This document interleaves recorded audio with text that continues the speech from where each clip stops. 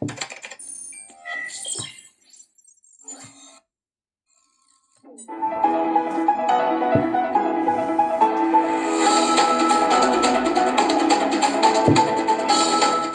बच्चों, कैसे हैं आप? क्या हाल चाल आपके? एस वन हमने अभी एंड किया पिछले क्लास में, और आज बच्चे हम शुरू कर रहे हैं अपने सीएमए ग्रुप वन के अंदर में एस 10 प्रॉपर्टी प्लांट इक्विपमेंट। बहुत ही सिंपल सा एस है, और मैं आपको बताऊं कि इस एस 10 में जितनी बातें मैं आज आपको बताने वाला हूं बच्चे, उसका 70% बात आपने ऑलरेडी पहले से पढ़ा हुआ है। यस, वो 11th क्लास 12th क्लास में जिसको बोला करता था ना tangible fixed sets, machine, building, furniture, tools, equipment, tangible, intangible नहीं, टेंजिबल फिक्स्ड, उन्हीं को आज हम क्या करते हैं प्रॉपर्टी प्लांट इक्विपमेंट के नाम से जानते हैं। आपने बहुत सारी चीजें इसमें ऑलरेडी वो पढ़ चुके हैं, याद कीजिए 11th क्लास में वो जो प्रॉपर्टी प्लांट इक्विपमेंट यानी कि जो टेंजिबल फिक्स्ड सेट्स होते हैं उसको बैलेंस शीट में कैसे दिखाते हैं, कितने पर दिखाते हैं, उसमें डेप्रिसिएशन चार्ज करना, डेप्रिसिएशन चार्ज करने का तरीका आप ऑलरेडी अपने सीएमए ग्रुप में भी पढ़े, फाउंडेशन में भी पढ़े। वो सारी बातें बच्चे यहाँ पे क्या होगा कि एस 10 उनके बारे में 3 बारीकियों के बारे में बोलता है, क्या क्या बोलता है वही बात बताऊंगा। तो मैं आपको पहले बता दूं कि एस 10 में जितनी सारी बातें आपको बताने वाला हूं वो फटाफट आपके दिमाग में बैठने वाला है, क्योंकि ऑलरेडी आपने आज तक जितने भी कॉमर्स में आपने चीजें पढ़ाई की हैं और कुछ नहीं पढ़ा तो मेरे साथ सीएमए ग्रुप में जो डेप्रिसिएशन चैप्टर आपने पढ़ा है उसमें ही बहुत सारी बातें इसका ऑलरेडी स्टडी की है। आइए ना, मैं इस एस 10 यानी कि प्रॉपर्टी प्लांट इक्विपमेंट के एक एक बारीकियों को आपको डिस्कस करूं। कोई थ्योरी आ गया, शॉर्ट नोट्स ग्रुप में एमसीक्यू आ गया या फिर प्रैक्टिकल क्वेश्चन आ गया, तो कैसा होगा हम सबको यहाँ पे देखेंगे। शुरू करते हैं।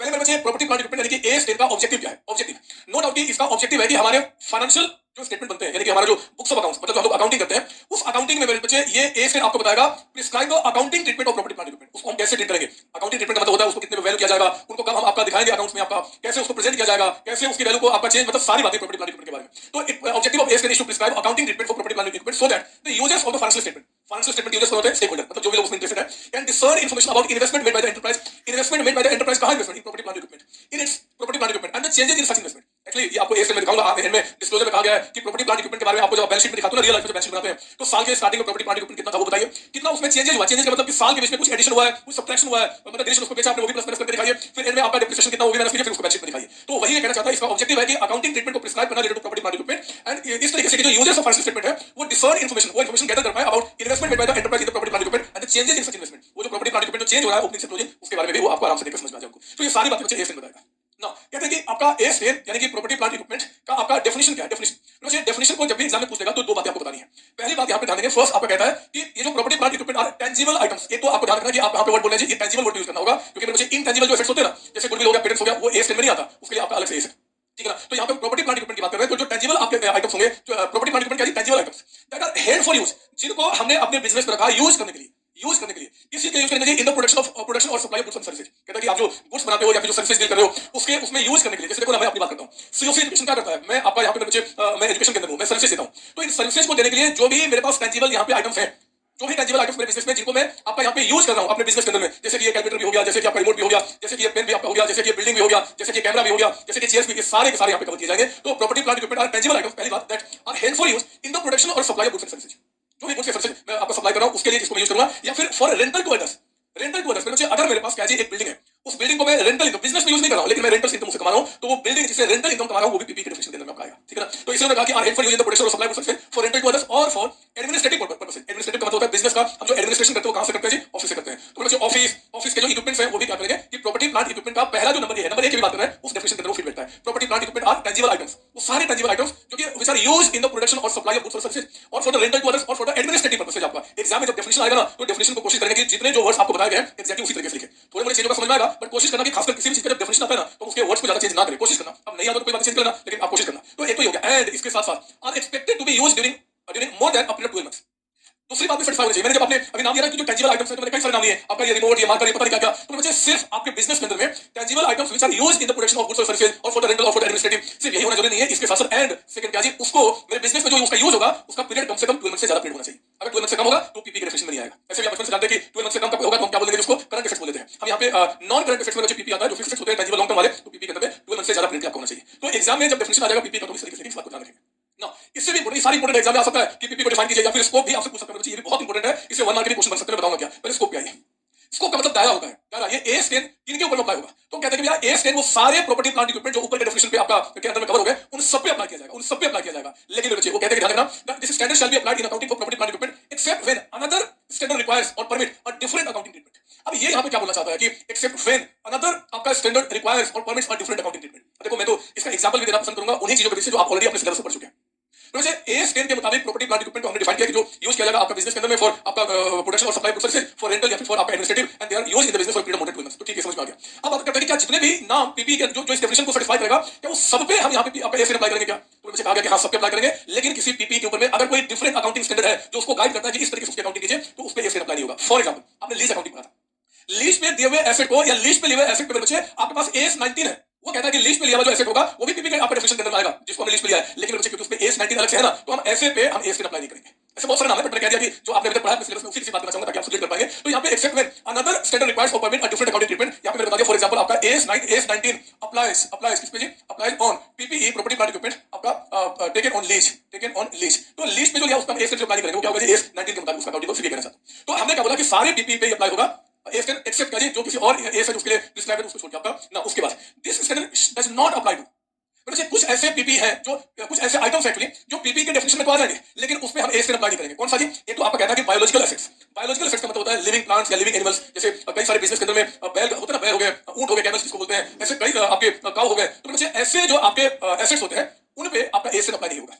हमने क्या बोला कि लिविंग एनिमल या फिर आपका प्लांट, कोई भी प्लांट हो या कोई आपका लिविंग एनिमल्स है, इवन तो इनको आप बिजनेस में यूज करो, ये बच्चे बिजनेस यूज हो रहा है, ये डेफिनेशन ऑफ आपका इसमें आ जाएगा। अगर हम देखें जैसे मान लो कि मेरे पास क्या है जी, एक आपका काऊ है, तो काऊ को कई लोग क्या करते हैं अपने डेयरी बिजनेस में यूज करते हैं, है ना, फॉर प्रोडक्शन ऑफ गुड्स या मिल्क। तो देखो डेफिनेशन में तो कवर हो रहा है कि are help for use in the production of goods और सर्विसेज, एंड वो काऊ जो है बच्चे वो बिजनेस में 12 मंथ से ज्यादा यूज भी होंगे, उनका लाइफ ज्यादा होगा 12 मंथ से ज्यादा आपका। तो ये तो आपका पीपी के डेफिनेशन आया, लेकिन ऐसे जो एनिमल्स होते हैं या जो प्लांट्स होते हैं, एग्रीकल्चर जो प्रोडक्ट्स होते हैं बच्चे, उनको एस के दायरे से अलग कर दिया गया, उस पे एस अप्लाई नहीं किया जाएगा।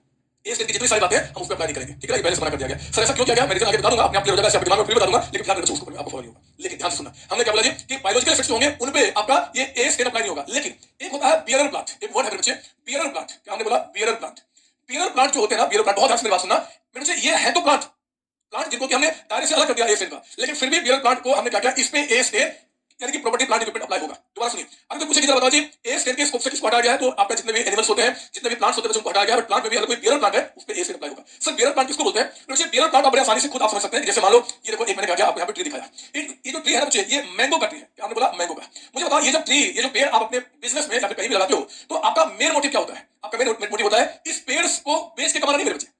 आप इस पेड़ को बेच के नहीं कमाना चाहते, आप इस पेड़ से जो फल आते हैं ना, फ्रूट्स आते हैं, कौन सा? मैंगो हो गया, जामुन का पेड़ है तो जामुन आपका हो गया, गुआवा का पेड़ तो गुआवा आपका हो गया। तो ऐसे पेड़ जो कि फ्रूट्स को बियर करते हैं, हमने क्या बोला? ऐसे पेड़ जो कि फ्रूट्स को बियर करते हैं, एंड उन पे फ्रूट्स आने में लगभग कम से कम 1 साल का पीरियड लगता है। उन पे फ्रूट्स आने में बच्चे 1 साल का कम से कम पीरियड आता है। तो ऐसे प्लांट को क्या बोलेंगे? Bearer plant. क्या बोलेंगे? Bearer plant. जी, जो प्लांट अपने साथ बियर करता है फ्रूट्स को आपका।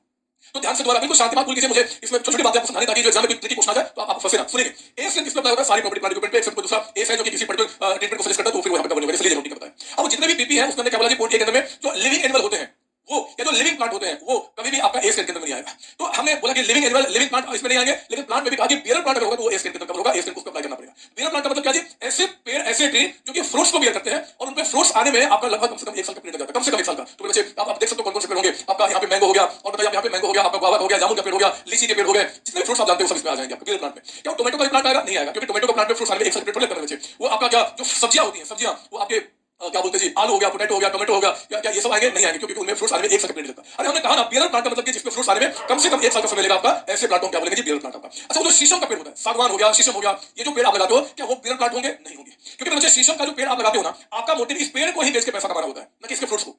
तो अगर आपने कुछ ऐसे प्लांट्स लगाए हैं जिनको जो फ्रूट्स बियर नहीं करते, वो अपने में ही एक प्रोडक्ट है, अपने में प्रोडक्ट है, तो उनको हम क्या करेंगे? बियर प्लांट नहीं बोलेंगे। समझ में आ रही बात? ध्यान से, टोमेटो, पोटैटो, आपके जितने वेजिटेबल्स होते हैं, वो जो प्लांट्स होते हैं वो बियर प्लांट नहीं है। क्यों? फ्रूट्स तो बियर करते हैं, लेकिन फ्रूट्स आने में वो 1 साल का कम से कम पीरियड है, उसके पहले फ्रूट्स में जाते हैं, तो they are not covered under bearer plant. दूसरा, शीशम का जो पेड़ होता है, सागवान का जो पेड़ होता है, क्या वो बियर प्लांट होंगे? नहीं होंगे। क्यों नहीं होंगे? क्योंकि ये जो टीक फूट वाले होते हैं, जो पेड़ होते हैं, इसमें कोई फ्रूट्स नहीं आते, ये पेड़ ही हमने उगाया है इन्हीं को बेचने के लिए आपका, है ना। तो ये बियर प्लांट नहीं होगा, बियर प्लांट इनको कहा जाएगा। क्लियर आपको? तो हमने क्या बोला जी, हमने वही बताया बच्चे कि अगर एग्जाम में आदेश स्कोप जिसका बहुत इंपॉर्टेंट है तो आपको बताना पड़ेगा कि standard does not apply to biological assets, मतलब living animal plants related to agriculture activity other than bear plant, यानी कि बियर प्लांट भी अप्लाई होगा।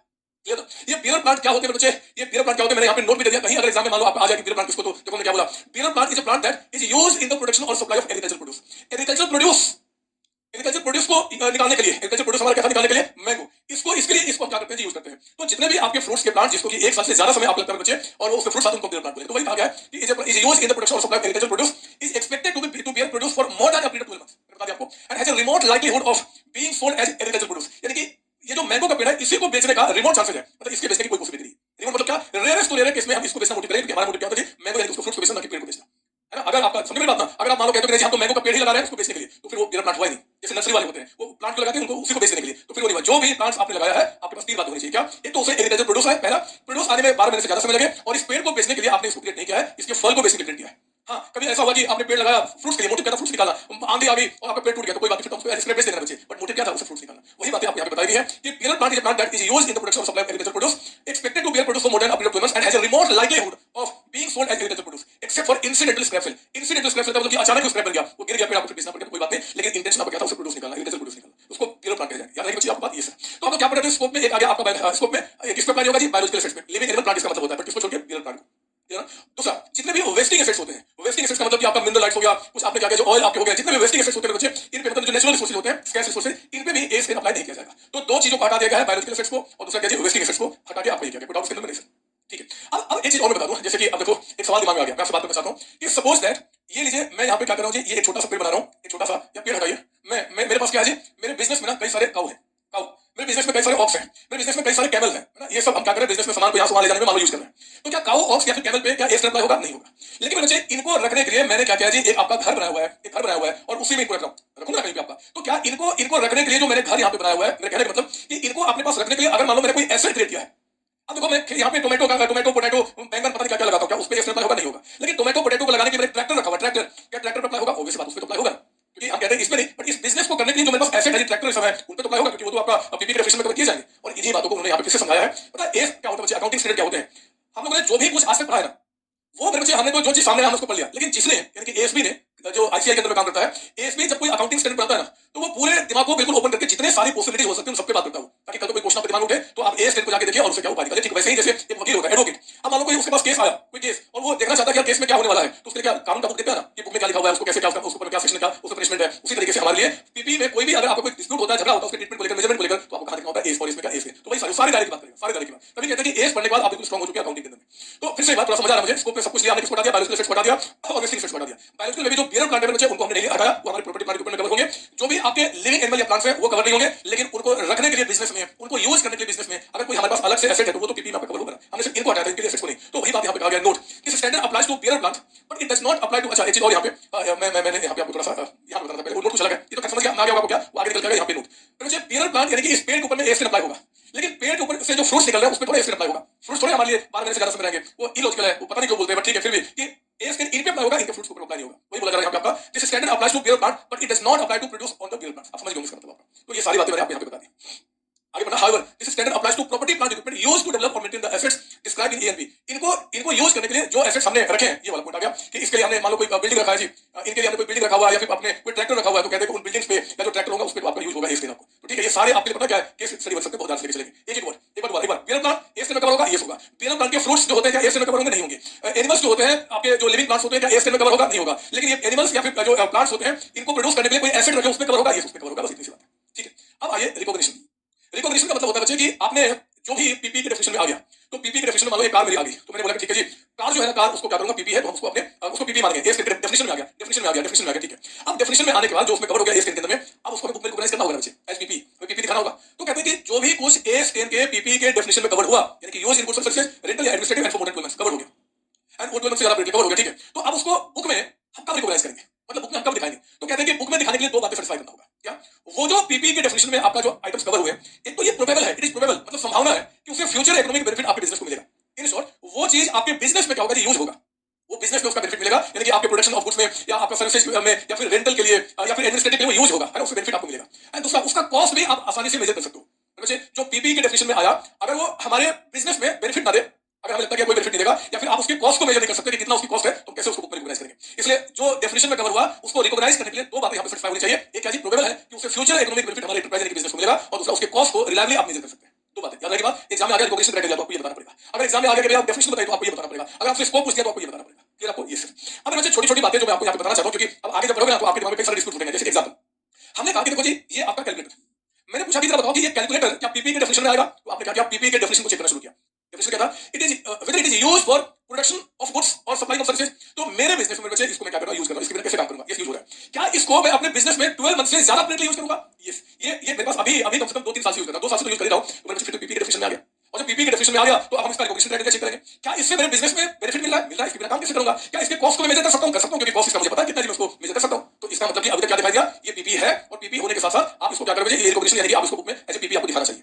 लेकिन मेरे बच्चे फिर ए स्टेन कहता है कि देखो आप यहाँ पे पहले ए स्टेन कहता है, पहले संतोष सर आपको एग्जांपल बताने वाले, सुन लेना, उसके बाद बात करना। और मैं बात करना चाहता हूँ रिलायंस कंपनी का। मेरे बच्चे रिलायंस कंपनी का, रिलायंस कंपनी के बैलेंस शीट को देखोगे तो उनके पास जो मशीन है, बिल्डिंग है, फर्नीचर है, वो करोड़ों करोड़ रुपए के हैं, करोड़ों रुपए के, अरबों रुपए के एसेट्स है मेरे बच्चे। आप जरा बताओ, इमेजिन करो कि रिलायंस का अगर आप बन गए यहाँ पे फाइनेंस मैनेजर और आप उनके फाइनेंशियल स्टेटमेंट में बैलेंस शीट को बना रहे हो, उस बैलेंस शीट में जितने सारे आइटम्स हैं, जितने सारे आइटम्स हैं एसेट्स के, वो सारे करोड़ों रुपए में, करोड़ों रुपए में, और उन करोड़ों रुपए के आइटम्स के साथ एक आइटम आपका जो कैलकुलेटर है, जो पीपी के डेफिनेशन में आ रहा है, क्या उसको बैलेंस शीट में 200 रुपए में या 100 रुपए में दिखाना क्या आपको ठीक लगेगा मेरे बच्चे? क्या बैलेंस शीट का आपका जो मतलब जो मकसद है बनाने का, एसेट्स दिखाना क्या आपको ठीक लगेगा? सर नहीं लगेगा। जहां सारी चीज करोड़ों में है, लाखों में, अरबों में, वहां 200 रुपए 120 रुपए का एसेट्स दिखाना वो ठीक नहीं लगता। यहां भी मेरे बच्चे ए स्टेन कहता है कि भैया ध्यान दो कि जो स्मॉल वैल्यू आइटम्स होंगे ना, उनको चाहे वो आपका डेफिनेशन को पूरा कर रहे हैं, रिकॉग्निशन क्राइटेरिया में मिल रहे हैं, फिर भी स्मॉल वैल्यू आइटम्स को आप बैलेंस शीट में एचपीपी ट्रीट मत कीजिए, उनको आप एक्सपेंस मानते हुए अपने प्रॉफिट लॉस में खर्च कर दीजिए। उन्होंने कहा देख सकते हो आप यहाँ पे बोलते हैं कि एन एंटरप्राइज में expense of N item of PP if the amount of such item is immaterial, मतलब छोटा मैटर है, छोटा अमाउंट है, जैसे कि कैलकुलेटर हो गया, पेन हो गया, आपका ये रिमोट हो गया, तो इन सब चीजों को फिर क्या करते हैं, हम उसको एक्सपेंस के रूप में दिखा सकते हैं। सर ये छोटा अमाउंट है या बड़ा अमाउंट है, कौन तय करेगा?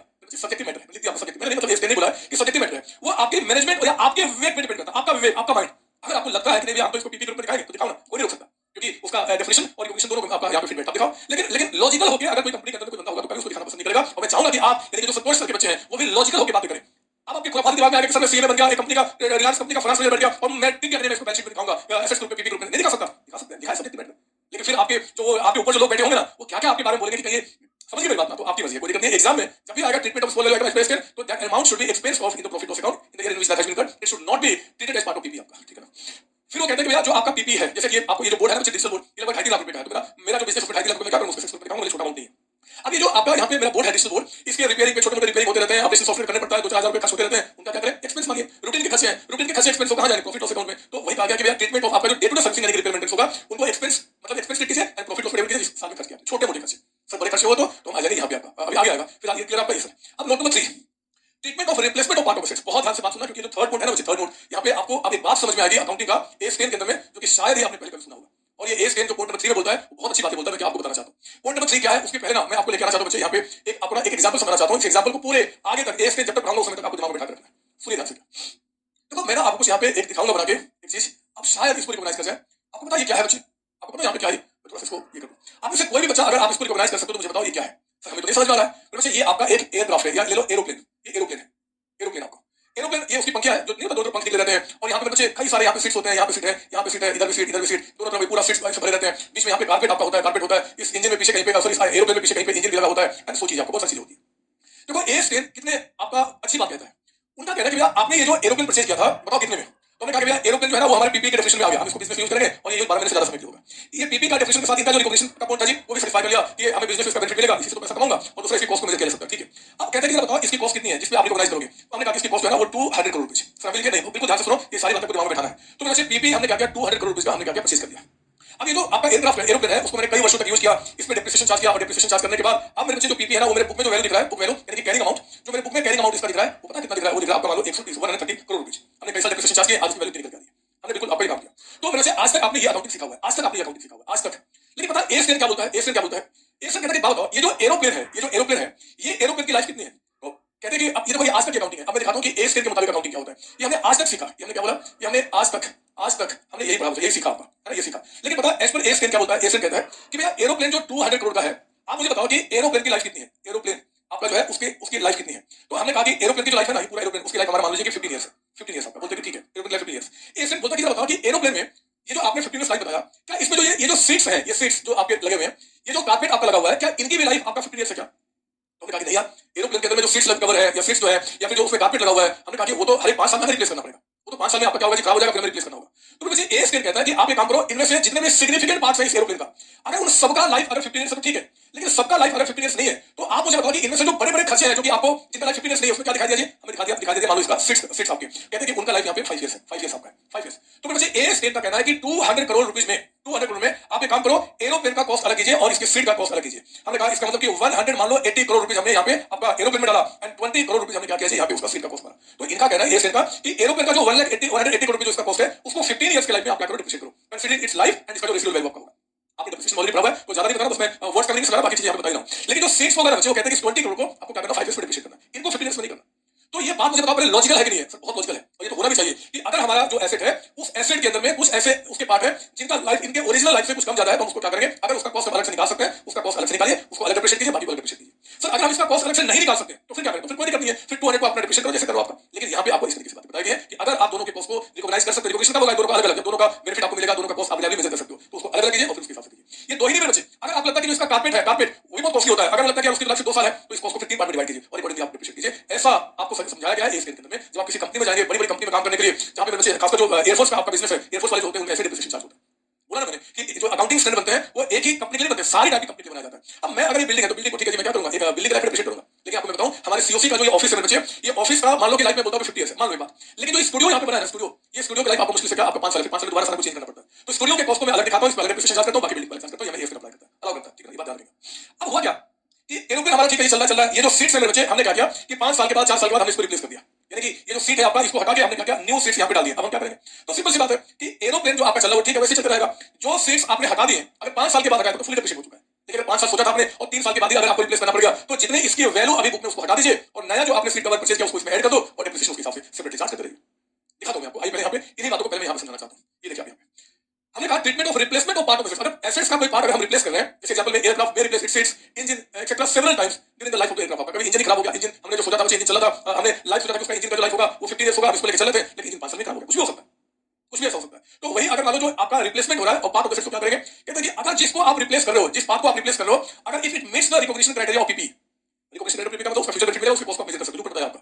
तो उस केस में कहा गया enterprise should recognise the cost of replace part in the carrying amount of original asset.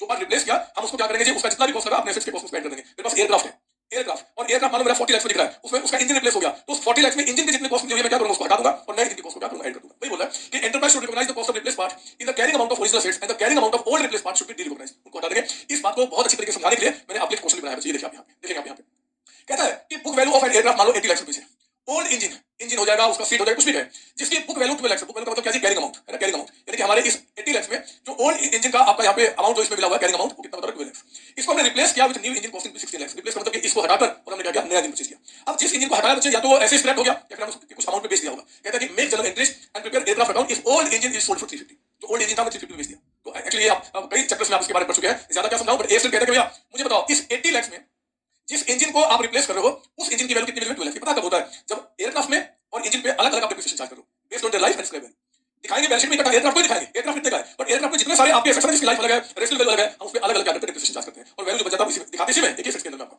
तो मुझे कहता है कि इस 80 लाख में जिस ओल्ड इंजन को आपने रिप्लेस किया उसकी वैल्यू 12 लाख की थी, जिसको कितने बेच दिया 350 में। तो जो बिक गया बच्चे उसको डीरिकॉग्नाइज कीजिए, मतलब उसको हटाइए। हमने वही किया, मैंने क्या किया जी, ये देखिए आप यहाँ पे कि हम लोग एक तो आपको यहाँ पे एयरक्राफ्ट को कितने से कम कर देंगे 12 लाख, 12 लाख है ना, इतने से कम कर दिया हमने बैंक यानी कि सेल कितने में का 350, बेचने पे जो भी घाटा फायदा होगा वो कहां जाएगा, प्रॉफिट एंड लॉस अकाउंट में। ये लॉस हो गया तो डेबिट और प्रॉफिट होता नीचे जाता है, मतलब कि जो हमारे एसेट्स में जो चीज हमने रिप्लेस किया हम लोगों ने डेप्रिसिएशन चैप्टर में ऑलरेडी पढ़ा हुआ है, मैंने डेप्रिसिएशन में एक्सचेंज के बारे में सब कुछ मैंने आपको समझाया है, वही यहाँ पे बस आपको थोड़ा सा एक्सप्लेन किया जा रहा है। तो हमने क्या किया, जिस पार्ट को रिप्लेस कर दिया उसको हमने क्या किया बेच के हटा दिया और फिर नया हमने कितने का परचेज किया आपका 60 लाख का, तो हमने क्या किया जी aircraft account debit to bank और ये मान लो बैंक से पेमेंट किया हमने क्या किया 60 लाख का परचेज कर दिया। वो कहता है कि एयरक्राफ्ट अकाउंट भी बनाइए, तो बना देंगे, मैंने यहाँ पे नहीं बनाया, लीजिए मैं बना देता हूँ।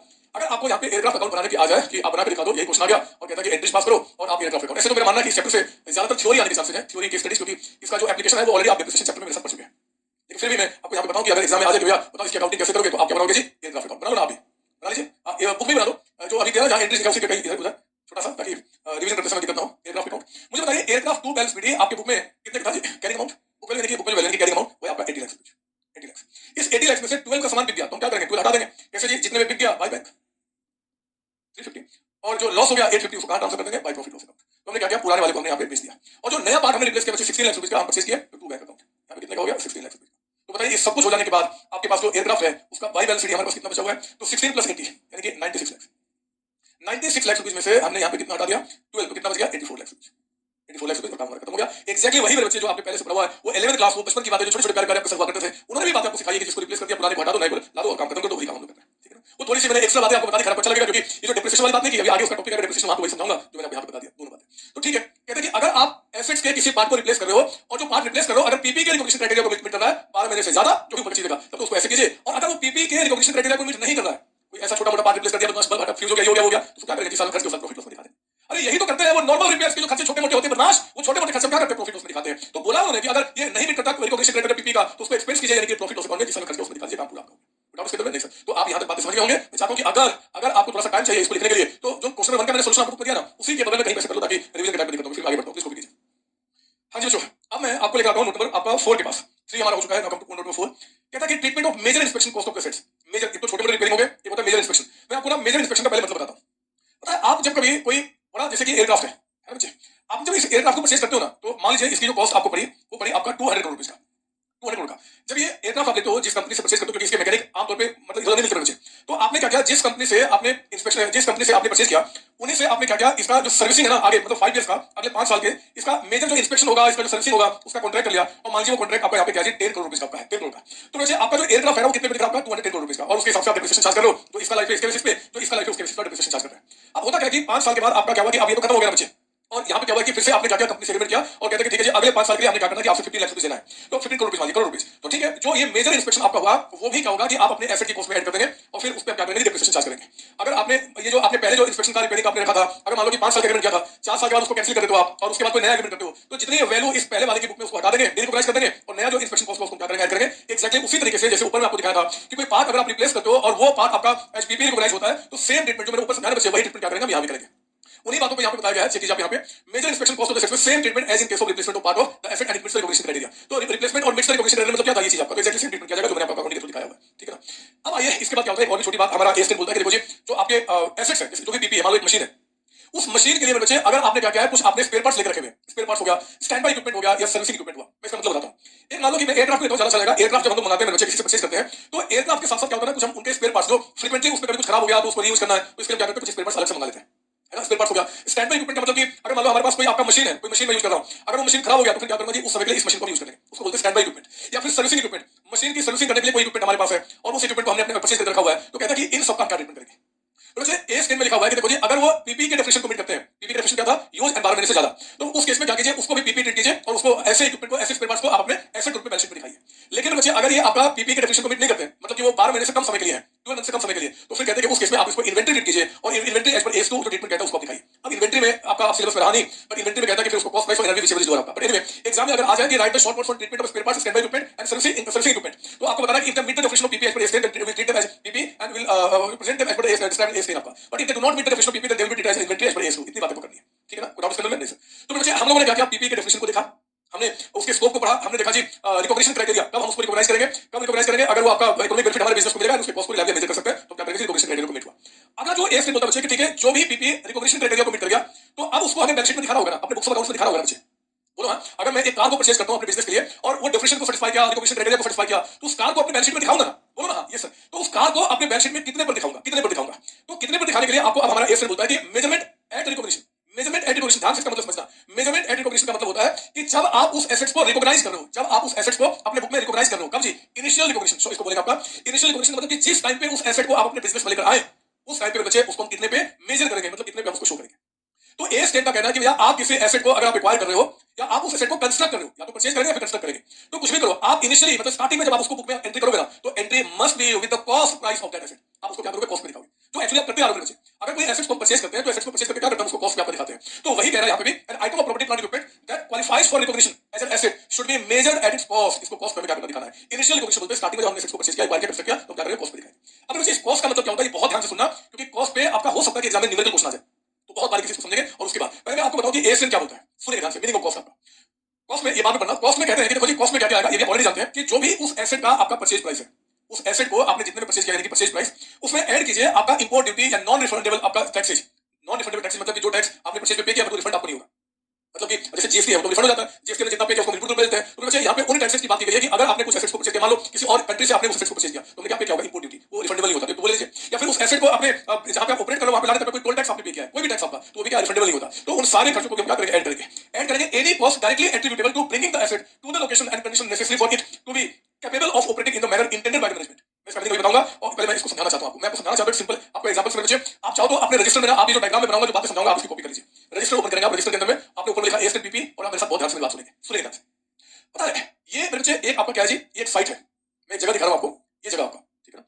इस जगह पे मुझे क्या करना है कि एक प्लांट सेट करना है, मुझे यहाँ पे क्या सेट करना है जी, एक प्लांट मेरे बच्चे, है ना। मैं यहाँ पे क्या कर रहा हूँ, एक प्लांट बना रहा हूँ किसी का जी, मान लो ये प्लांट बना रहा हूँ आपका यहाँ पे किसी का प्लांट बता दूं मैं, सपोज दैट कि मैं प्लांट बना रहा हूँ यहाँ पे एक आपका डेयरी बिजनेस का, डेयरी बिजनेस का। मैंने क्या किया यहाँ पे डेयरी बिजनेस, आपको पता ना डेयरी बिजनेस का मैंने इसलिए जानने के एग्जांपल लिया कि वो जो काऊ मिल्क वो तो हमारे आपका काऊ जो होते हैं वो तो हमारे एस्टेट में कवर नहीं होते, बट उस बिजनेस के लिए जो प्लांट है वो तो एस्टेट में कवर होगा बच्चे। तो मैंने क्या करना है, यहाँ पे प्लांट बनाना है ना, जो कि पूरा का पूरा डेयरी बिजनेस को ऑपरेट करेगा। मैंने क्या किया, ये रहा मार्केट, और इस मार्केट से मेरे बच्चे मैंने क्या किया, कुछ इक्विपमेंट्स परचेज किए उस प्लांट के लिए, और इक्विपमेंट्स जो मैंने परचेज किए ना, जो परचेज किए उनको परचेज करके किया, मान लो यहाँ पे ₹5 किया, 5 करोड़ रुपीज में, और ये जो इक्विपमेंट क्या मैंने परचेज किया 5 करोड़ में, ये मैंने बाहर से परचेज किया था, तो मुझे क्या करना पड़ा, यहाँ पे इंपोर्ट ड्यूटी पे करना पड़ा, इंपोर्ट ड्यूटी मैंने पे किया। देखो पहले मैं जगह दूंगा, बाद में डायग्राम डालना, बट मैं आपको पूरी बात समझाना चाहता हूँ कि क्या क्या कॉस्ट का मतलब होता है। तो मैंने इस इक्विपमेंट को जो परचेज किया उसको बाहर से परचेज किया, मान लीजिए यहाँ पे क्या हुआ जी कि आपका 20 लाख रुपीज का मुझे यहाँ पे इंपोर्ट ड्यूटी पे करना पड़ा, इंपोर्ट ड्यूटी इस इक्विपमेंट पे। मान लीजिए सपोज दैट आपका जीएसटी तो नहीं बोलूंगा, चलो कोई बात नहीं, देख लेना ऐसे ताकि आपको दिमाग रहे हमेशा। हमने मान लो कि जीएसटी भी पे किया, ऐसे बाहर से जब परचेज करो तो जीएसटी नहीं पे करते, बट मान लीजिए कि हमने क्या किया, जीएसटी भी पे किया।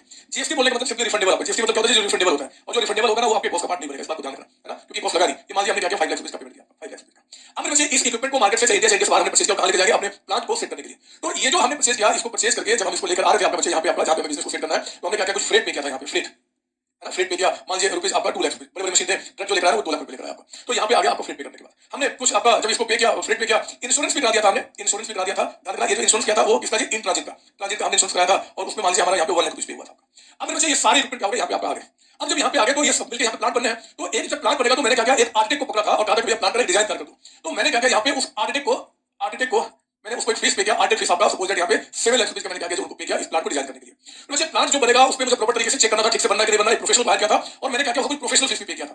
प्रोफेशनल मैंने क्या किया था जी, फीस यहाँ पे किया था, मान लीजिए उसको 3 लाख रुपए पे किया था, 3 लाख रुपए, ठीक है। तो बहुत सारे खर्चे याद रखना, रटने की कोशिश मत करना, लॉजिक पे आना कि मुझे यहाँ पे डेयरी बिजनेस के लिए प्लांट लगाना है, प्लांट के लिए हमने इक्विपमेंट को परचेज किया, रास्ते का फ्रेट पे किया, इंश्योरेंस पे कराया, यहाँ पे जहाँ पे प्लांट बनेगा कुछ आर्किटेक्ट फीस पे किया, प्रोफेशनल फीस आपका कुछ प्रोफेशनल बाहर किया था बच्चे, उनको पे किया, जो सिर्फ इस प्लांट से जुड़ा हुआ है, सिर्फ प्लांट से जुड़ा हुआ है, ठीक है ना, ये भी मैंने पे किया। अब इसके बाद क्या हुआ, इसके बाद क्या हुआ आपका कि ये जो अब यहाँ पे प्लांट जो इंस्टॉल होगा, जब यहाँ इंस्टॉल होगा तो हमने क्या किया, इंस्टॉलेशन चार्जेस पे किया, इंस्टॉलेशन चार्जेस पे किया। तो इंस्टॉलेशन चार्जेस मेरे बच्चे मान लीजिए हमने जो यहाँ पे किया चार्जेस आपका वो सपोज दैट यहाँ पे 5 लाख रुपए, सारे फिगर दिमाग से निकालना, कुछ भी हो सकता है, 5 लाख पे किया, ठीक है ना। और फिर क्या बची कि सब आके यहाँ पे प्लांट आपका इंस्टॉल हो गया। अब ध्यान देना कि जब प्लांट यहाँ पे इंस्टॉल हो गया तो अब प्लांट का क्या हुआ, ट्रायल रन हुआ, ट्रायल रन। और उस ट्रायल रन में हमने क्या देखा जी कि आपके यहाँ पे जो ट्रायल रन हुआ, तो ट्रायल रन कुछ एक्सपेंसेस हुए, एक्सपेंसेस है ना, ट्रायल रन एक्सपेंसेस आपका है ना, वो मान लीजिए आपको उसमें क्या बची कि आप सपोज दैट कि 1 लाख रुपए खर्च हो गया, 1 लाख रुपए खर्च हो गया। जब इसका ट्रायल रन हुआ कि भैया इससे जो जैसे मान लो कि मुझे आपका मिल्क का या फिर मान लो कर्ड का जो भी प्लांट लगाया, तो उस ट्रायल रन में क्या कुछ प्रोडक्ट निकल गया है, उस प्रोडक्ट को हमने क्या सेल कर दिया।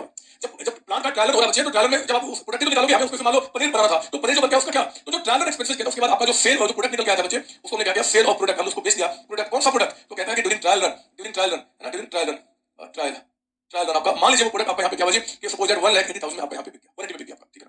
तो बच्चे ये सारे वो खर्चे हुए जो यहाँ पे काम हुआ। एक चीज और बता दूं मैं आपको, एक बात बताना चाहता हूँ कि जहां पे मेरा प्लांट लग रहा है ना, वो जमीन मेरी नहीं है, जहां पे ये प्लांट सेट हो रहा है वो जमीन मेरी नहीं है, वो जमीन को मैंने क्या किया, रेंट पे लिया हुआ किसी से, ठीक है। लेकिन जो लैंडलॉर्ड है ना बच्चे, इस जमीन का जो लैंडलॉर्ड है उसने मुझे कहा कि भैया ये जो जमीन आपको दे रहे हैं वो हम दे रहे हैं आपका 10 इयर्स के लिए, ये जमीन जो है वो 10 इयर्स के दे रहे हैं। और उसने मुझे कमिटमेंट कराया है बच्चे कि आज से ये आपका जो लैंड है ना, हमने लैंड कितने साल की या 10 साल की, मैं आपको दिखाऊं, ये जो आपका लैंड है जिसपे ये प्लांट बनेगा वो हमने क्या लिया जी, फॉर पीरियड ऑफ 10 इयर्स, मान लीजिए पीरियड ऑफ 10 इयर्स, 10 इयर्स है ना। लेकिन जो लैंडलॉर्ड के साथ मेरा एग्रीमेंट है, लैंडलॉर्ड के साथ मेरा एग्रीमेंट है, वो एग्रीमेंट क्या है जी, वो कहता है कि देखो जी आप तो मेरे इस जमीन पे जब प्लांट लगाओगे तो पता नहीं कहां-कहां आप क्या-क्या वहां पे खोदोगे और क्या-क्या चीजें आप करोगे। 10 साल के बाद जब ये आपका आप मुझे लैंड मुझे वापस कर दोगे और प्लांट को आप हटा लोगे, तो उसके बाद आपको मेरे इस प्लांट जो ये जो साइट है ना, मेरा जो लैंड है, वो एक्जैक्टली उसी तरीके से आपको मुझे देना होगा जिस कंडीशन में आज मैं आपको दे रहा हूं, जिस कंडीशन में आज मैं दे रहा हूं। तो मेरे बच्चे मैंने सोचा क्या, ये जो लैंड इसमें तो बहुत सारे मैं आपका जमीन में पता नहीं क्या क्या डाल रहा हूं, ये काम होगा जब 10 साल के बाद मैं उसको लैंड वापस करूंगा तो लैंड को फिर से हमें क्या करना होगा जी, पुराने सिचुएशन में लेकर आना होगा, पुराने पोजीशन में। और उस केस में मुझे लगता है कि यहाँ पे यानी कि आपका to restore the site after 10 years है ना, हमें लगता है कि जो एस्टिमेटेड एक्सपेंडिचर होगा, एस्टिमेटेड एक्सपेंडिचर जो मेरा खर्च होगा उस काम को करने में है ना, वो लगता है कि भैया इसमें मेरा आपका सपोज है कि 40 लाख रुपीस लग जाएंगे, 40 लाख रुपीस कब लगेंगे, आज नहीं 10 साल के बाद। ये जो आपका एस्टिमेटेड एक्सपेंडिचर होगा 40 लाख आज नहीं, वो कब होगा जी, आफ्टर 10 इयर्स, यानी कि जो लीज पीरियड है 10 इयर्स, जो टाइम पीरियड है बच्चे उसके एंड होने के बाद ये 40 लाख रुपीस खर्च मेरा हो जाएगा, ऐसा मुझे लगता है। आप कहता कि बताओ अगर आपको यहाँ पे कहता कि कैलकुलेट, वो कहता कि कैलकुलेट करो आप भी मेरे बच्चे, कैलकुलेट कॉस्ट ऑफ प्लांट कहता है कि बताइए एज पर आपका एज पर है ना, एज पर आपका एस अकाउंटिंग स्टैंडर्ड डेट आपको बताना कि बताओ उसका कॉस्ट क्या होगा एज इनिशियल जिसको रिकॉग्नाइज करना है। पर मुझे अगर मैं सिंपल शब्दों में बात करूं ना इसकी कॉस्ट, तो देखो हमें क्या बताया गया, आप एक काम करोगे, आप ना वीडियो को पॉज करके आप अपने रजिस्टर में पहले इसकी कॉपी कर लीजिए। मैं थोड़ा गंदे लिखा हूं, मैं पढ़ देता हूं कि मैंने क्या लिखा। Equipment purchase ₹5 crore, import duty हमने पे किया 20 लाख, जीएसटी पे किया 5 लाख, रिफंडेबल बताया जा रहा है, जीएसटी ना बताया तो रिफंडेबल माना हमेशा। प्लांट लगा रहा हूं, मुझे डेयरी प्रोडक्ट कैसे डायग्राम बना लीजिए। हमने लैंड को खरीदा नहीं, हमने लैंड को क्या किया जी, लीज पे रेंट पे लिया हुआ 10 इयर्स के लिए, और लैंड ऑफ एग्रीमेंट है to restore the site for 10 years, और उसमें लगता है कि एस्टिमेटेड जो एक्सपेंडिचर होगा 40 लाख मुझे पे करना होगा। यहाँ पे जो इक्विपमेंट परचेज किया उसको इस साइट पे लाने में हमने फ्रेट पे किया है, इंश्योरेंस पे किया है, यहाँ पे आर्किटेक्ट फी पे किया, प्रोफेशनल कुछ फीस पे किया, इसको इंस्टॉल करने के चार्जेस पे किए, ट्रायल पे कुछ खर्चे हो गए, ट्रायल के टाइम पे जो हमने प्रोडक्ट बनाया था उसको बेचा, उसे हमें वारंटी पे रेवेन्यू हमारे पास आ गया, सेल किया हमने, और यहाँ पे हमें 40 लाख तक खर्च होगा। बोला कि calculate cost of plant as per S आपका है ना, प्लांट की कॉस्ट कितनी होगी। तो मुझे ये कॉपी कर लिया होगा, मैं थोड़ा सा किनारे हो जाता हूँ। अब देखो जब भी आपको यहाँ पे कॉस्ट निकालना है ना, जब भी आपको कॉस्ट निकालना है तो मैं आपको बताऊं, लिखिए मेरे साथ यहाँ पे सॉल्यूशन साथ करेंगे, आप सॉल्यूशन यहाँ पे साथ करेंगे। जब आपको कॉस्ट निकालना है तो कॉस्ट का मतलब पता क्या होगा, वो सारे खर्चे जो प्लांट को लगाने में आपने किया है और आपको देख के लगता है कि वो वन टाइम खर्च है और वो खर्च डायरेक्टली आपके प्लांट से जुड़ा हुआ है। जो भी एसेट आप बना रहे हो, ध्यान सुनो, जो भी एसेट आप बना रहे हो या फिर उसको कंस्ट्रक्ट कर रहे हो, जो भी एसेट आपने परचेज किया या फिर कंस्ट्रक्ट किया, उस एसेट को जहां पे आपको यूज करना है वहां पे लाने तक मेरे बच्चे, वहां पे उस यूज करने लायक बनाने तक जितने सारे खर्चे होते हैं, all are added to the cost of assets आपका। तो आप जो कहेंगे कि कॉस्ट ऑफ प्लांट, तो मुझे बताइए कि अगर आप एस नहीं पढ़े हैं और इतना अकाउंटिंग को सीखे, उसके मुताबिक कॉस्ट में क्या किया जाएगा। ये तो आपका कॉस्ट ऑफ मतलब परचेज प्राइस, है ना। हम क्या कर लेंगे जी, इसमें आ जाएगा आपका एक तो परचेज प्राइस ऑफ इक्विपमेंट। इस प्लांट में जो आपके इक्विपमेंट यूज होंगे उसका परचेज प्राइस कितना आपको बता रहा है, 5 करोड़ रुपीज आपका। तो एक तो आप ये 5 करोड़ का अमाउंट ले लेंगे। इसमें आप ऐड करेंगे नॉन रिफंडेबल टैक्सेस, जिसमें कि एक तो आ गया आपका इंपोर्ट ड्यूटी आपका जो कभी गवर्नमेंट आपको रिफंड नहीं करती है, उसका पार्ट होता है, हमने उसको 20 लाख ऐड कर दिया। क्या जीएसटी भी ऐड होगा बच्चे? नहीं, रिफंडेबल होता है, छोड़ दीजिए। फिर उसके बाद आइए, आप देखो रास्ते का आपने उसको फ्रेट पे किया, तो फ्रेट जो हमने पे किया है आपका इन ट्रांजिट, है ना, रास्ते का उस एसेट को लाने तक में जो भी हमने पे किया, कितना पे किया हमने 2 लाख रुपीज। ये सारे फिगर सिंपल मैंने लिया होता है, फटाफट प्लस माइनस कर लेंगे। इंश्योरेंस जो आपने पे किया इन ट्रांजिट का, है ना, पर जो आप हर एक साल का वो नहीं बचे, इंश्योरेंस इन ट्रांजिट जो आपके होंगे उसको भी हम क्या करेंगे, इसमें ऐड करेंगे। और मैं साथ साथ कीजिए, आगे पीछे नहीं, तो 1 लाख को भी हमने क्या ऐड कर दिया। इसके बाद जहां प्लांट बनना है उस पे हमने कुछ आर्किटेक्ट फीस पे किया, उसका डिजाइनिंग पे, तो प्लांट से जुड़ा है बच्चे, वन टाइम खर्च है, तो आर्किटेक्ट फीस को भी हम क्या करेंगे, यहाँ पे ऐड करेंगे। फीस को भी हम क्या करेंगे, ऐड करेंगे। कितना बता रहा आपका 7 लाख रुपए, उसको भी हमने यहाँ पे ऐड किया, 7 लाख रुपीज का अमाउंट। और फिर कहता है प्रोफेशनल फीस, कोई प्रोफेशनल हमने हायर किया जो कि हमें आपका बता रहा है कि आपका ऐसे इसको इंस्टॉल कीजिए, ये काम कीजिए, ऐसे वैसे कीजिए, तो उसको भी हमने क्या किया, यहाँ पे ऐड कर दिया। सारे खर्च जो इससे डायरेक्टली जुड़े हुए, इसको इंस्टॉल करने में हमने कुछ खर्च किया, तो इंस्टॉलेशन खर्च भी हम क्या करेंगे, यहाँ पे ऐड करेंगे। इंस्टॉलेशन आपका जो एक्सपेंसेस है उसको भी आप ऐड कीजिए, कितना जी, आपका कहता है कि 5 लाख रुपीज, ये भी हमने क्या ऐड किया। फिर ट्रायल रन, बच्चे फर्स्ट ट्रायल रन एक बार होता है, और ट्रायल रन पे जितने सारे खर्च होंगे ना, वो भी इस प्लांट से डायरेक्टली जुड़े खर्च माने जाएंगे, उसके कॉस्ट का ही पार्ट बनेगा, है ना, तो उसको भी हम क्या करेंगे, उसके कॉस्ट में ऐड कर देंगे 1 लाख रुपीज। ट्रायल रन करते समय कुछ आपका बाई प्रोडक्ट निकल के आ गया, उसको हमने सेल कर दिया, तो हमारे खर्च को कम कर देगा। Less sale of product during trial run, है ना, ड्यूरिंग ट्रायल रन पे जो आपका प्रोडक्ट दिखा है उस पे जो आपके जो कितना अमाउंट है हमारा जी, वारंटी। देखो सिर्फ लॉजिक से आप इसको आप दिमाग में लेकर आ सकते हो कि ऐड हो गया। अब एक बात बहुत ध्यान से मेरी बात सुनो, एक बात ध्यान सुनना, काश आप मेरे बच्चे अभी सीए में फाइल में होते तो मैं उसका बहुत डिटेल डिस्कशन करता, लेकिन क्योंकि छोटे बच्चे प्यारे बच्चे सीए में इंटरव्यू बन के हैं, तो उतना डिटेल जाने का मतलब नहीं बनता। मैं बिल्कुल आपके जितनी रिक्वायरमेंट आपको बताऊंगा। पता है इसके साथ साथ क्या होता है, हमारा ए स्टैंड कहता है कि देखो जी आपने ये सारे खर्चे ऐड किए, ठीक है, इसको मैनेज कर, ठीक है, कहते हैं क्या ये जो आज से 10 साल के बाद एज पर लैंडलॉर्ड से जो आपका एग्रीमेंट हुआ है कि अगर इस साइट को आप रीस्टोर करोगे 10 साल के बाद, जिस पे प्लांट आपने बनाया है, जब प्लांट आपका डिसमेंटल किया जाएगा, डीकमीशन किया जाएगा, डिसमेंटल या फिर हमने क्या बोला डीकमीशन, दोनों का मीनिंग समझता है, मतलब उसको जब पुराने स्थिति में प्लांट को डाला जाएगा, तो उस समय जो खर्चे आपके होंगे 40 लाख रुपीस, क्या वो भी इस प्लांट के कॉस्ट का पार्ट होना चाहिए, क्योंकि जुड़ा तो इस प्लांट से ही है। जो खर्चे आज नहीं करोगे बट आगे तो करोगे ना बच्चे, और इसी प्लांट से तो जुड़ा हुआ है ना, तो वो भी तो कॉस्ट का पार्ट बनना चाहिए। तो एसएम कहता है कि ये 40 लाख भी कॉस्ट का पार्ट बनना चाहिए। लेकिन उनका कहना है कि ये पूरा का पूरा 40 लाख जो होगा ना, वो आप पूरा का पूरा यहाँ पे ऐड मत करना कॉस्ट में। उनका कहना है कि आप उसमें ऐड करना प्रेजेंट वैल्यू मतलब आज उसकी वैल्यू कितनी है, present value of expenditure on decommissioning, इसको बोलते हैं डीकमीशनिंग मतलब उसको आपका रीस्टोर करना, डीकमीशनिंग, है ना, आपका खर्च, present value of expenditure on decommissioning. तो ये जो 40 लाख बचे वो तो आज से 10 साल के बाद खर्च करना होगा ना, वो आज की वैल्यू कितनी है, उसकी आज की वैल्यू कितनी है। तो क्वेश्चन रियल लाइफ में क्या होता है कि प्रेजेंट वैल्यू आपका डिस्काउंट रेट होता है, जो हमने लीज अकाउंटिंग में सीखा एक्चुअली, पता है लीज अकाउंटिंग में जो खर्चे फ्यूचर में होगा उसका आज की वैल्यू को निकालना। तो ए स्टैंड वो नहीं आएगा कि कैसे निकाला जाएगा, बट अगर आ भी गया तो पता क्या होगा, यहाँ पे आपको क्या करेगा जी, प्रेजेंट वैल्यू आपको दिया जाएगा, या तो आपको क्वेश्चन में लिखो यहाँ पे इसकी प्रेजेंट वैल्यू दिया जाएगा ऑफ आपका डीकमीशनिंग एक्सपेंडिचर, है ना, ये आपको दिया जाएगा प्रेजेंट वैल्यू। 40 लाख का प्रेजेंट वैल्यू कितना, मान लो एज्यूम करो कि वो 13 लाख रुपीस है, 13 लाख आपका, है ना, ये आपका मान दिया हुआ क्वेश्चन, ये दिया हुआ है, या तो ऐसे दिया जाएगा या फिर बच्चे वो आपको दिया जाएगा पीवी फैक्टर पॉइंट समथिंग आपका, तो जो भी डेसिमल फिगर होगा इससे मल्टीप्लाई करना, उसकी आज वैल्यू निकल के आ जाएगी। तो इस तरीके से क्वेश्चन बनेगा, है ना। तो जो भी आपका होगा वो 13 लाख रुपीस क्या करते हैं जी, हम यहाँ पे ऐड करते हैं वो 13 लाख रुपीस। याद रखना ये सारे खर्चे तो आज इनकर्ड हो चुके हैं, बट ये आगे खर्च इनकर्ड होंगे, आज इनकर्ड नहीं हुए, बट क्योंकि वो कॉस्ट से जुड़ा हुआ है उसको भी ऐड करके फिर जो आएगा मेरे बच्चे उसी को कहा जाएगा कॉस्ट ऑफ आपका पीपी यानी कि प्लांट। बताइए कितना निकल के आ रहा है आपका, कितना निकल के आ रहा है। तो 5 करोड़ 20 लाख प्लस 10 लाख 13 लाख 18 लाख 19 लाख 32 लाख प्लस 32 लाख और माइनस आपका वारंटी, तो ये निकल के आ गया 55 लाख एंड आपका सॉरी 5 करोड़ 50 लाख 5 करोड़ 50 लाख 5 करोड़ 50 लाख 20,000 ये आपका यहाँ पे एसएससी कॉस्ट होगा। इनिशियली जो कॉस्ट आपका एसेट्स का रिकॉग्नाइज होगा मेरे बच्चे बुक में वो कितना है 5 करोड़ 50 लाख 20,000 ये निकल गया। Initial recognition and measurement recognition मतलब कि जब हम उसको रिकॉग्नाइज करेंगे अपने अकाउंट में तो उस पे कितने मेजर करेंगे, 550 20 निकल गया। ये कॉपी कर लीजिए मेरे बच्चे, और इसी बात को मैं आपको यहाँ पे समझाऊंगा वो क्या बोलते हैं और इसकी अकाउंटिंग में दिखाऊंगा। ये कॉपी कर लिया होगा, मैं थोड़ा सा वीडियो को पॉज करके किनारे हो जाता हूँ, मानता हूँ कि आपने कॉपी कर लिया होगा। ये सर अब सुनिए मेरी बात ध्यान से, यहाँ पे देखिए क्या बता रहा हूँ नजरिया, इन्हीं बातों को मेरे बच्चे यहाँ पे समझाया गया है। ये देखिए आप यहाँ पे मिनिमम कॉस्ट में क्या purchase price of the asset हो जाएगा, import duty non refundable taxes को हमने ऐड किया, any cost directly attributable to bringing the asset to the location and condition necessary for it to be capable of operating in the manner intended by the management इस asset को जिस रूप में use करना चाहते हैं उस रूप में और उस लोकेशन में, ये जगह और इस प्लांट के रूप में लाने में जितने सारे आपने खर्चे किए होंगे वो सारे खर्चे क्या करेंगे जी, हम 60 कॉस्ट में ऐड करेंगे।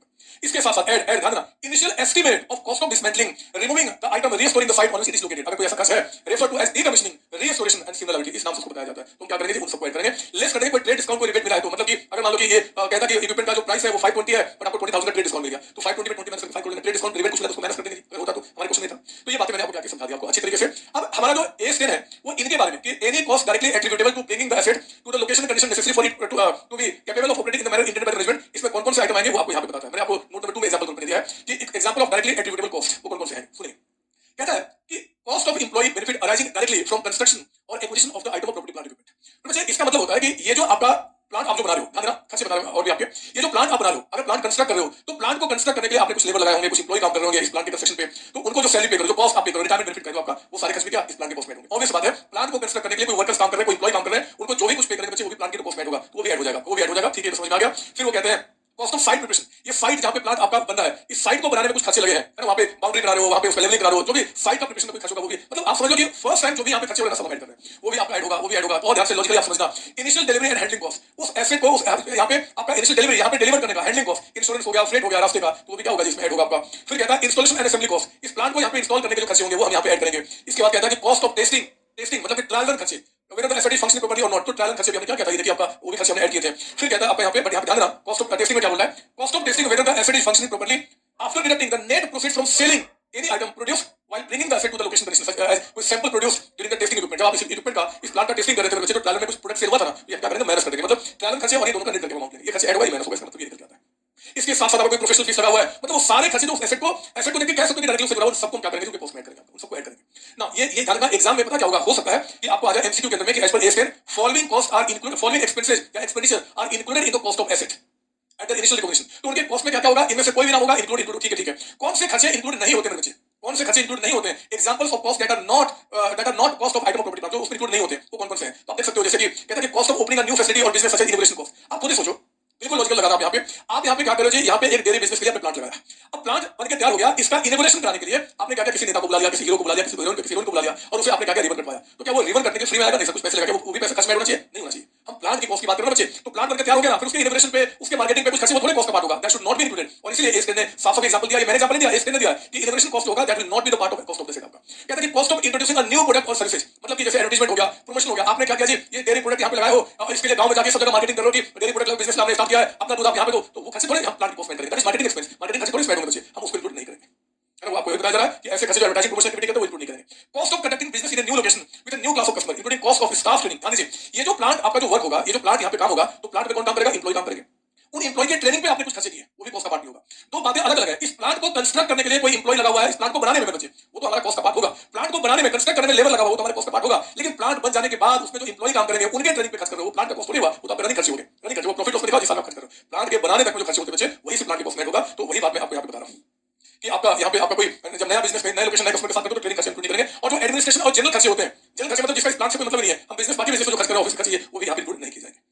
तो ये बात आपके न्यूमेरिकल क्वेश्चन के लिए बहुत इंपॉर्टेंट है। मैंने उसको एग्जांपल तो आपको बता भी दिया, बट ये नाम मेरे बच्चे सारे आप याद करके रखेंगे। और ये इनिशियल एस्टिमेट मतलब समझ गए होंगे, ये उन खर्चों का प्रेजेंट वैल्यू, आज की वैल्यू, आपका आज की वैल्यू, ठीक है ना। चलिए ये सारी चीज हो गया। फोर्थ नोट यहाँ पे अपना कंप्लीट हो गया, cost of self constructed asset. आपने परचेज करो चाहे सेल्फ कंस्ट्रक्ट करो, सबका एग्जांपल हम देखेंगे, सारे खर्चे उसी तरीके से, जहां बना रहा हूं वहां पे बनाने तक सारे खर्चे। तो कहता है कि सेम प्रिंसिपल जैसे कि जो ऊपर बताया गया उसी तरीके से आप इसको भी देखेंगे। बियर प्लांट, बियर प्लांट बच्चे, अगर बियर प्लांट उठाना हो तो क्योंकि हमारा पीपी के अंदर कवर है, तो बियर प्लांट को भी आप जो बना रहे हो ना, तो ये लॉजिक लगा सकते हो, वो बियर प्लांट को खड़ा करने में जितने सारे खर्चे लगेंगे वो सारे उसके कॉस्ट में बोले जाएंगे। बियर प्लांट के खर्च खड़ा करने में, यानी कि वो फ्रूट्स तेरे लायक बनने तक में उसका जो हमने प्लांट का कॉस्ट लगाया होगा, कुछ लेवलिंग का खर्च किया होगा, कोई मान लो इंस्पेक्शन किसी से कराया होगा, कुछ उसमें खाद पता नहीं क्या क्या कुछ होता है दवाई से डालते हैं, सब उसके खर्च। मतलब कि जैसे सेल्फ कंस्ट्रक्ट करते समय जितने सारे खर्चे ऐड करने के लिए बताया गया ना, उसी तरीके से बियर प्लांट को भी खड़ा होने के लिए जितने सारे खर्चे फल देने लायक तक बनाने तक में जो होगा सब उसमें ऐड किया जाएगा। वही बात यहाँ पे बताई गई है। नोट 5 में आपने पता नहीं इसको क्यों अलग से बताया, बट वो अलरेडी उसी में सब कुछ चला जाएगा, कोई दिक्कत नहीं। आइए अब इन्हीं बातों को बच्चे एग्जाम में पूछते कि भैया एक क्वेश्चन आ जाए कि सीओसी ने 20 लाख रुपए खर्च किया है कंस्ट्रक्शन प्लांट के ऊपर, 20 लाख इन्वर्ट कर दिया है, और जो प्रेजेंट वैल्यू है of cost of dismantling the site after the period of 5 years, जब 5 साल के बाद उस साइट को डिसमेंटल किया जाएगा, रीस्टोर किया जाएगा, तो कहते हैं कि उसमें 2 लाख रुपए खर्च होगा। और ध्यान रखना ये 2 लाख जो है ना, वो 5 साल के बाद खर्च नहीं है, उसका प्रेजेंट वैल्यू बता रहा है, आज की वैल्यू आपका। बोलते हैं कि बताओ आप इसकी एंट्री कैसे पास करोगे। तो बच्चे आप मुझे बताओ कि सीओसी के लिए प्लांट का कॉस्ट कितना हो गया, 20 एंड प्लस 22 लाख। तो सीओसी क्या करेगा कि प्लांट को डिवाइड करेगा कितने से, आपका 22 लाख से। 22 लाख में से हमने पे कितना कर दिया, 20 लाख पे कर दिया, और 2 लाख के आज पे क्या है, नहीं सर 5 साल के बाद पे करूंगा, इस amount we have not paid today, it will paid after the 5 years. तो 5 साल बाद जो पे करोगे उसकी जो आज की वैल्यू होगा ना, हम उसको क्या करेंगे जी, तो प्रोविजन फॉर डीकमिशनिंग के नाम पे उस 2 लाख को हम यहां पे आपका रिकॉर्ड करेंगे। यानी कि 22 में 20 आप पैसे 20 पे हो गया, 2 लाख रुपए। ये जो प्रोविजन फॉर डीकमिशनिंग है ना बच्चे, ये आपका एक तरीके की लायबिलिटी है। तो ये लायबिलिटी क्या करेंगे, बैलेंस शीट में नॉन करंट लायबिलिटी। आप जब ऐसे आपने 12 क्लास पढ़ा होगा, तो कंपनी क्योंकि कंपनी के अकाउंटिंग सिखाया जा रहा है यहाँ पे, तो कंपनी में लायबिलिटी साइड में हेडिंग होता है नॉन करंट लायबिलिटी, और उसमें सब हेडिंग होता है क्या जी, लॉन्ग टर्म प्रोविजंस। तो लॉन्ग टर्म प्रोविजंस के अंदर में इस आपको क्या करके दिखाते हैं, क्योंकि एक सबसे ज्यादा प्रिंट आपका ये प्रोविजन बना हुआ है। तो मैंने आपको क्वेश्चन 2 के मुताबिक आपको बता दिया। आप इसको एक सेकंड का टाइम लीजिए, सोच लीजिए, समझ लीजिए, फिर मैं आगे आपको स्टार्ट करता हूं। मेजरमेंट आफ्टर रिकॉग्निशन, मतलब सब्सिक्वेंट मेजरमेंट के बारे में बताऊंगा, पहले आपको